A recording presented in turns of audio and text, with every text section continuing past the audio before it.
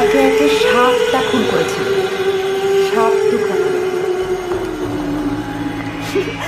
তিনি এখনো বেঁচে আছেন, পাবনার মানসিক হাসপাতালে চিকিৎসা নিচ্ছেন। আবুল কাকা হঠাৎ কেন মানুষ খুন করা শুরু করেছিলেন তা আর কেউ না জানলেও আমি জানি।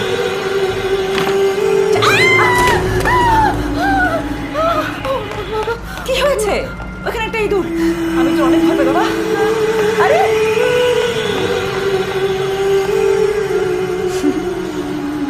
যাও, তোমার প্রিয় খাবার খাও।